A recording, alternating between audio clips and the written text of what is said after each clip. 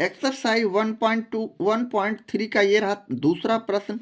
सिद्ध करें कि √3 एक अपरिमेय संख्या है। उसी तरह यहाँ भी हम उसी तरह मान लेते हैं, यानी यदि संभव हो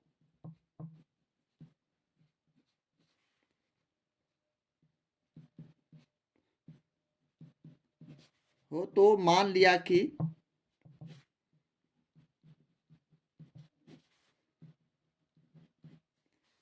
√3 एक, इसका अपोजिट यानी उल्टा मानना है, परिमेय संख्या है।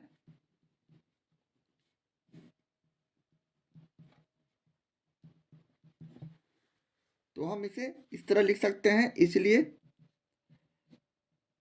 √3 बराबर p/q परिमेय संख्या लिखने का फॉर्म यही है, जहां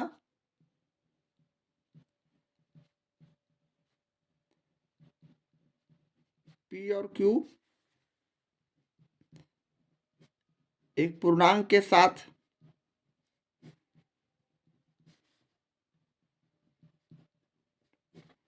सह आभाज्य संख्या भी है, को prime number,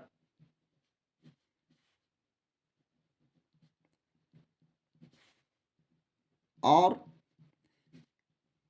q is not equal to 0 मतलब 0 के बराबर q का मान नहीं है।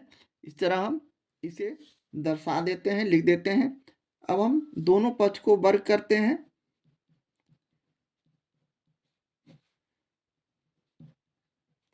दोनों पक्ष का वर्ग करने पर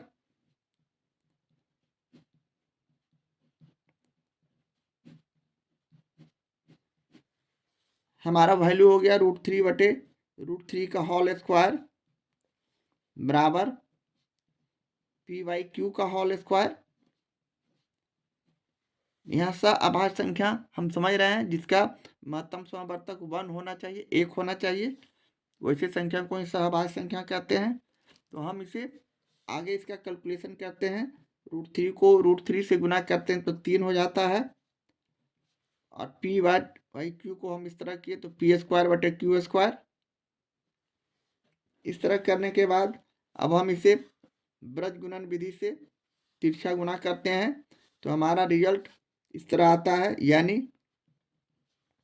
3 में q² से गुणा किए तो 3q², अब p² को 1 से गुणा किए तो p² सिर्फ, और इसे समीकरण 1 मान लेते हैं। इस तरह करने के बाद पुनः हम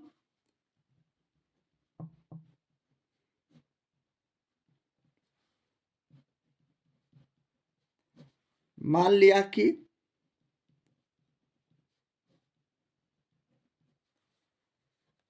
p बराबर 3 के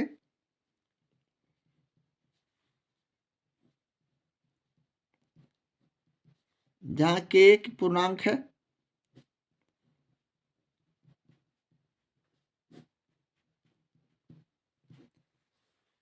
पुनः हम इसे दोनों पक्ष को वर्ग करते हैं।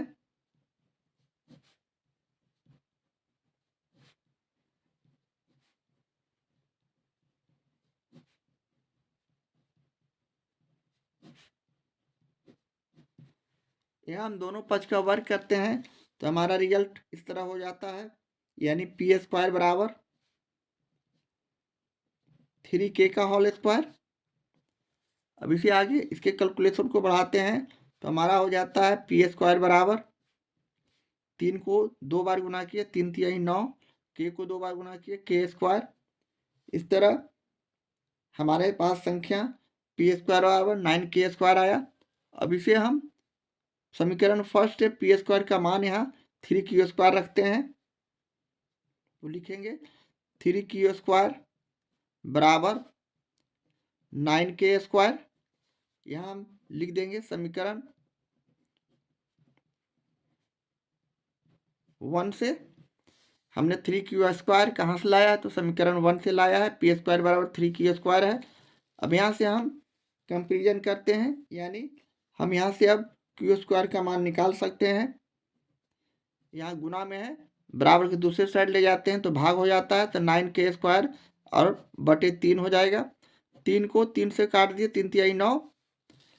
इस तरह हमारा क्यू स्क्वायर का वैल्यू जो बचा 3k² बचा। अब यहाँ से हम लिख सकते हैं, इसलिए यहाँ से हम लिख सकते हैं 3 क्यू² को विभाजित करता है। अब k² का वैल्यू निकालेंगे तो क्यू²/3 हो जाएगा। इसके विपरीत 3 इधर भाग में हो जाएगा लेफ्ट हैंड साइड आने के बाद। तो उसी तरह 3 क्यू² को विभाजित करता है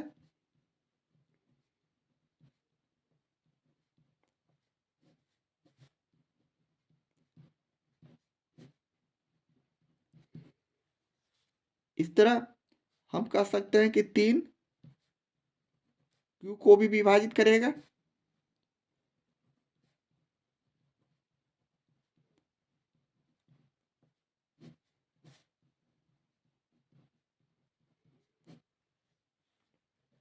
अतः हम कह सकते हैं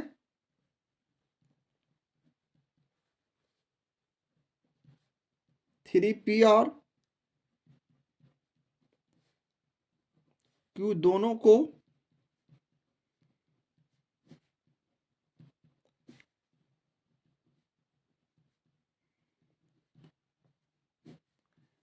विभाजित करता है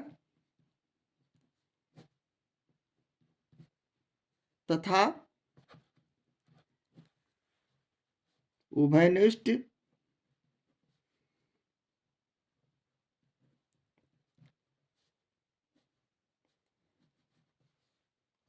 गुणनखंड 3 है।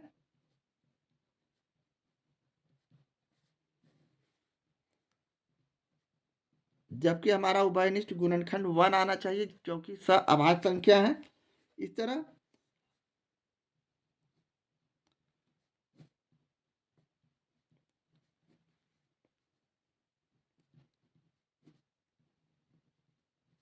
हम कह सकते हैं कि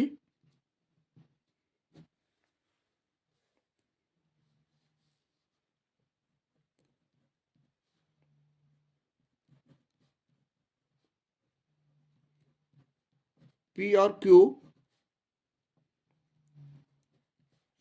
अभाज्य संख्या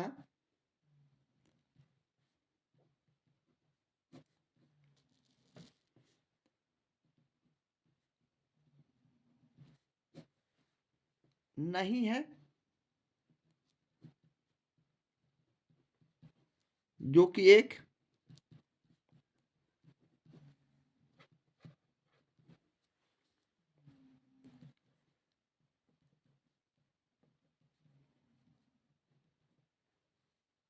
विरोधाभास उत्पन्न करता है।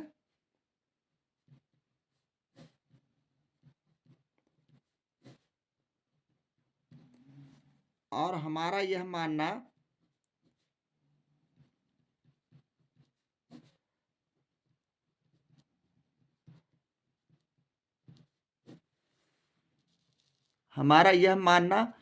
कि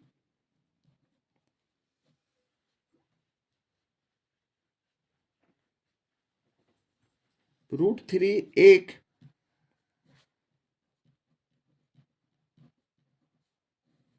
परिमेय संख्या है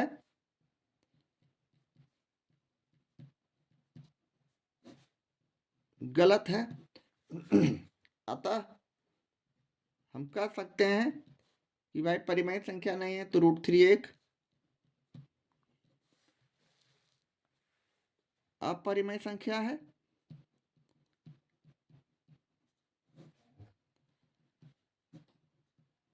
और ये हमें साबित करना था। इस तरह हम प्रश्न 2 का सॉल्यूशन करते हैं।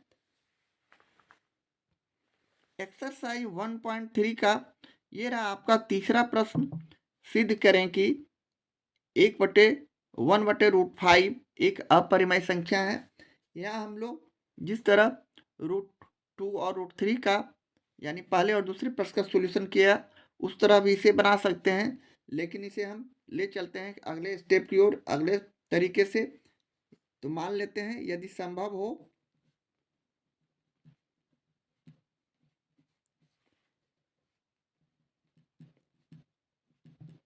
हो तो मान लिया कि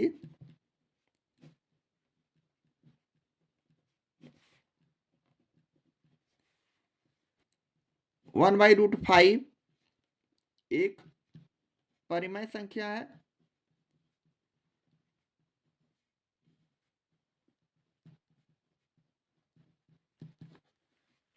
यानी हम इसे इस तरह लिख सकते हैं, इसलिए 1/√5 बराबर p/q, जहां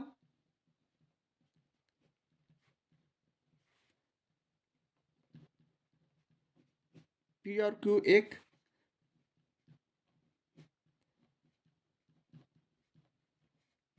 पूर्णांक संख्या है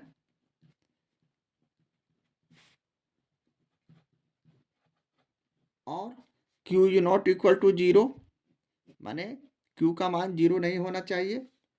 इस तरह करने के बाद अब आप लोग क्लास 9 में परिमेय करना जानते हैं, सीख चुके हैं। यानी यहाँ √5 हमारा जो हर का संख्या है, इसे हम √2 को हटाएंगे, यानी इसे हम अगले स्टेप में इस तरह लिख सकते हैं 1/√5 और गुने √5/√5। ये परिमेय करना में हम लोग सीखे हैं, यानी p/q। अब यहाँ √5 को 1 से गुना किए तो हमारा संख्या हो गया √5, और नीचे √5 को √5 से गुना किए तो हमारा रूट हट जाएगा और 5 बचेंगे। अब हम तिरछा गुना किए, क्रॉस मल्टीप्लिकेशन ब्रज गुणन विधि से, इसे हम इस तरह लिख सकते हैं 5p बराबर यह √5, यहाँ से हम इस तरह √5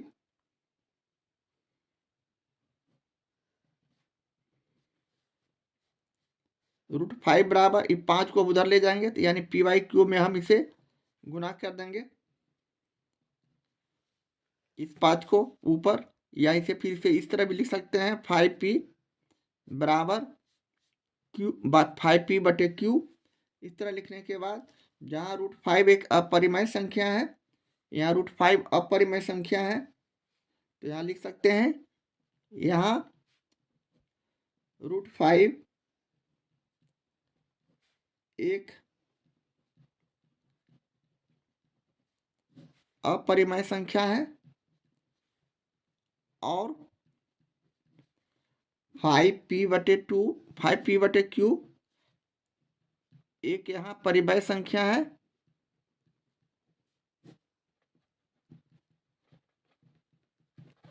इसलिए हम कह सकते हैं लेफ्ट हैंड साइड की is not equal to right hand side, माने बायां पक्ष का संख्या दायां पक्ष की संख्या के बराबर नहीं है, इक्वल नहीं है। इस तरह हमारा यह मानना कि 1/√5 परिमेय संख्याएं गलत हो रहा है, तो हम यहाँ लिख देंगे अपने लैंग्वेज में। अतः हमारा 1/√5 को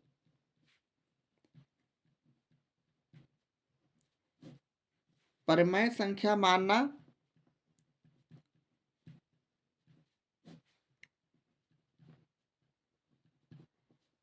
गलत है। इस प्रकार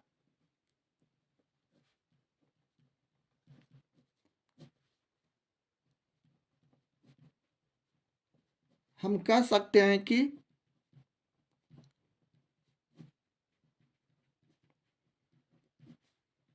1/√5 एक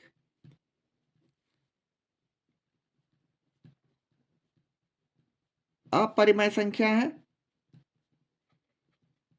और यही हमें साबित करना था। इस तरह हमारा ये साबित हो चुका है कि 1/√5 एक अपरिमेय संख्या है। इस तरह हम प्रश्न 3 का सॉल्यूशन करते हैं।